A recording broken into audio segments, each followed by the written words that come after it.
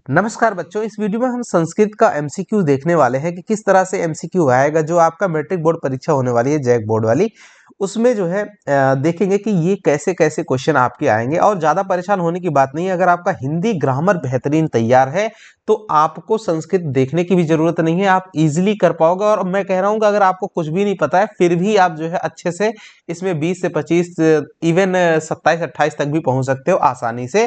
तो देखिए जैसे कैसे कैसे क्वेश्चन आएंगे। देखिए, अधोलिखित वाक्य तु रेखांकित पदस्य संधि पदम विच्छेदम। तो संधि पद जो है इसका दिया हुआ है। जैसे पहले का संधि आपको बताना है। तो पवनः लिखा हुआ है, पवनः पवनः अंडरलाइन किया हुआ है। तो इसका जो संधि विच्छेद होगा, इसका संधि पोधन अनः, राइट। जैसे पोधन अन होता है पवन, ऐसे जैसे नयन तो नेधन अन नयन, तो ऐसे पोधन अनः हो जाएगा। बस संस्कृत में थोड़ा सा फर्क पड़ता है, आह की जो है उच्चारण आ जाएगा। अब जैसे आप इसको नहीं बता सकते क्या, 2 नंबर सर्वे जना जगत धन नाथम। जगत नाथम मतलब क्या हो जाएगा, जगन्नाथ, राइट। तो जगन्नाथम हो जाएगा। ऑप्शन नंबर डी आपका करेक्ट हो जाएगा, जगत धननाथ जगन्नाथम, राइट।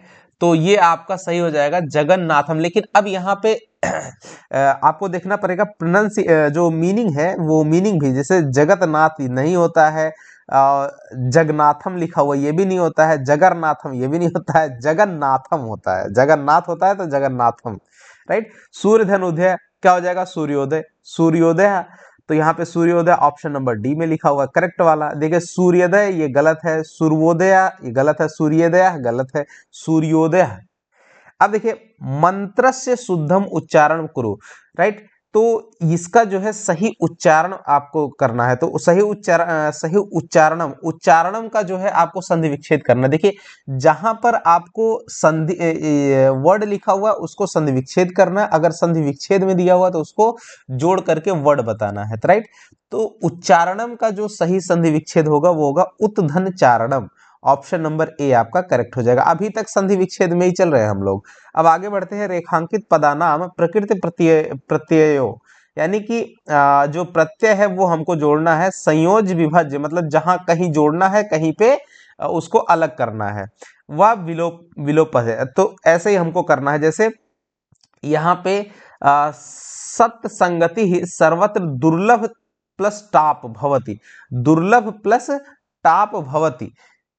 तो जहां पर टाप होता है वहां पर आ का उच्चारण आता है। तो दुर्लभ प्लस आ, दुर्लभा। तो ऑप्शन नंबर ए आपका सही हो जाएगा, इसको याद रखना। अगला क्वेश्चन है 6 नंबर, लिखेतव्य। लिखेतव्य, तो लिखेतव्य का सही आंसर क्या बन जाएगा, लिख धन तव्यत। लिख धन तव्यत ये आपका इस तरह से बनेगा। तो सही आंसर हो जाएगा डी। 7 नंबर में देखो जरा कि राज्ञा प्रजा पालनीय। तो पालनीय को हमको क्या करना है, बदलना है प्रत्यय के रूप में। तो अब इसको जब हम बदलेंगे तो ये आपका सही आंसर क्या बन जाएगा, 7 का पालनीय का जो बनता है पालधन अनियर। पालधन अनियर ये आपका हो जाएगा सही। तो अब यहाँ पे ये नीचे में हलंत लगा हुआ है इस तरह से और ये कॉमा लगा हुआ है। अगला 8 नंबर का देखिए, नमंती फलिनो वृक्षा। तो फलिनो का, तो अब फलिनो का आपका जब बनाना है तो फलिनो का बन जाएगा फलधन इनी। फलधन इनी फलिनो, राइट। तो ये ऑप्शन सी सही हो जाएगा। 8 नंबर के बाद 9 नंबर देखिए, रेखांकित पदेश स्थूल पदेश समस्त पदम। समस्त पद मतलब है कि पूरा, जैसे एक जो लिखा हुआ उसके लिए आपको समस्त पद लिखना है। और कहीं कहीं पे विग्रह भी लिखा हुआ है। समस्त पद और उसका विग्रह, जहां विग्रह जैसे समस्त पद दिया हुआ उसका विग्रह करना, जहां विग्रह दिया हुआ उसका समस्त पद लिखना है। दोनों बातें करनी है। तो जैसे ये आपका समस्त पद दिया हुआ गजराजा। गजराज मतलब आप जानते ही होंगे हाथी होता है। तो हाथी के लिए हमको जो है इसका विग्रह करना है गजराजा का। तो गजराजा का विग्रह हमारे लिए बन जाता है गजानाम। गजानाम राजा। गजानाम राजा यानी गजानाम राजा। इसका संधि विच्छेद क्या हो जाएगा, गजानाम राजा, गजराज। अगला क्वेश्चन है जैसे मयूरस्य नृत्यम तु प्रकृति आराधना। तो प्रकृते आराधना, ये जो है आपका यहाँ पे देखिए क्या किया गया है, विग्रह किया गया है। तो इसका समस्त पद आपको बताना है कि इसका समस्त पद क्या होगा। तो प्रकृते आराधना, इसका समस्त पद हो जाता है प्रकृत्याराधना, प्रकृत्याराधना, प्रकृत्याराधना। तो प्रकृत आराधना मिला देना है, तो ये आपका सही हो जाएगा सी वाला। अगला क्वेश्चन है महापुरुषः विवेकानंदा वंदनीय। तो अब महापुरुषा का महान है जो पुरुष, तो यहाँ पे इसका हम लोग क्या आंसर लगाएंगे। अब हिंदी में तो ऐसे होता है, लेकिन यहाँ पे क्या आपका बनेगा, यहाँ पे बनेगा महान चासो पुरुषा, राइट। महान चासो पुरुषा, महान है जो पुरुष, महापुरुष।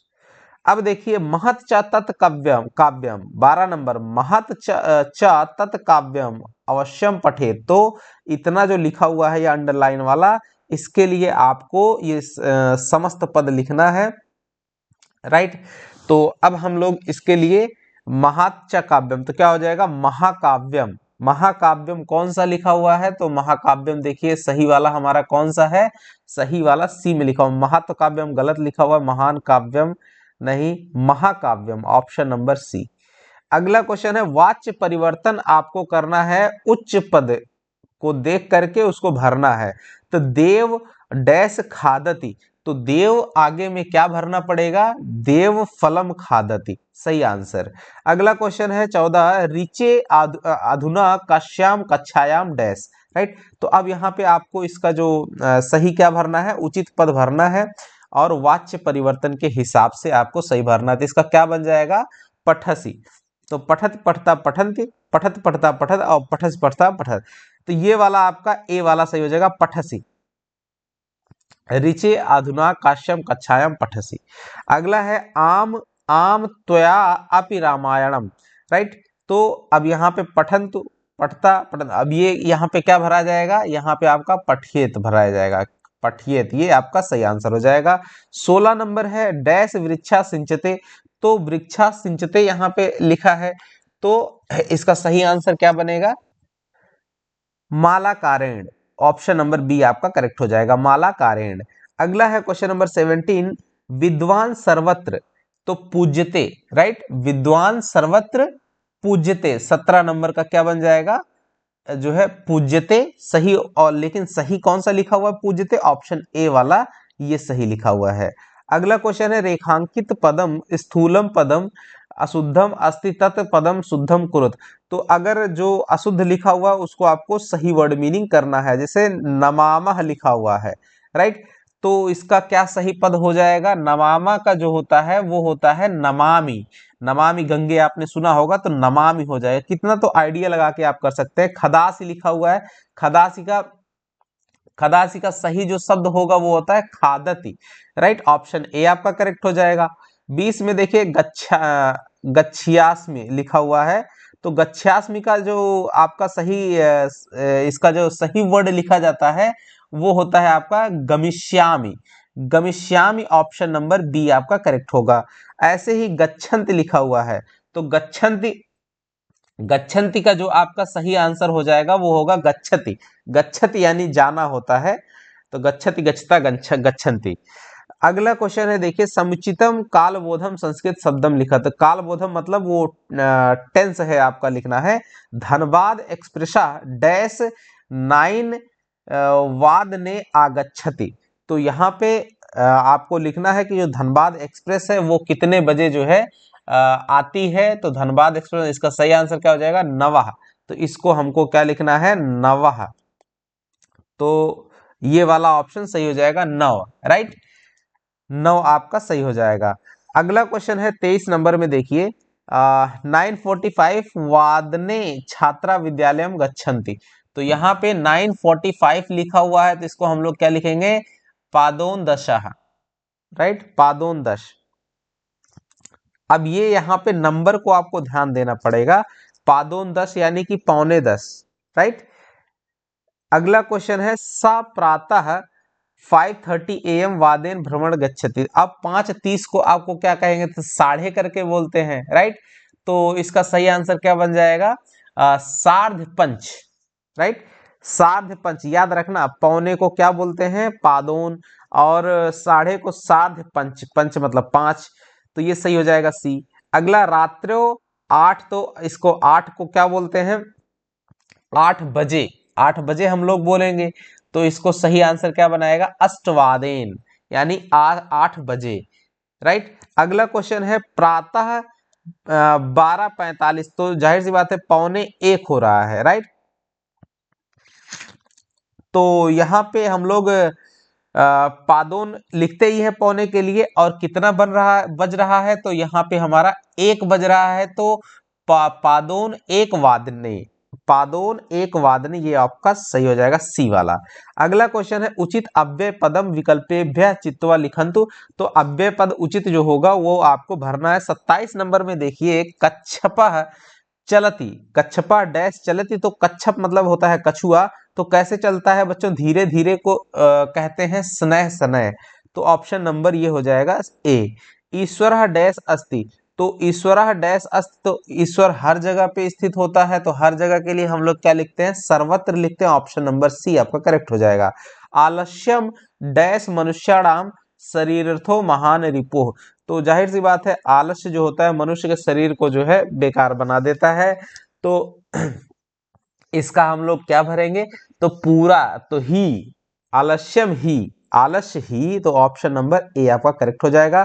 30 नंबर में त्वया आगतः, त्वया डैश आगतः, तो इसमें क्या भरेंगे, त्वया कुतः आगतः, मतलब कब आ रहे हो, राइट। तो इस तरह से आपके ऑब्जेक्टिव आएंगे बच्चों, इसमें तो सारे के सारे ग्रामर ही आए हुए हैं, एक भी ऐसा क्वेश्चन नहीं है जो आपका बुक ये सब का क्वेश्चन आए। बाकी तो अब आपको समझ में आ ही गया होगा कि किस तरह से करना है। आप कुछ भी नहीं पढ़े हैं फिर भी इसमें फेल किसी कीमत पे नहीं होने वाले बच्चों।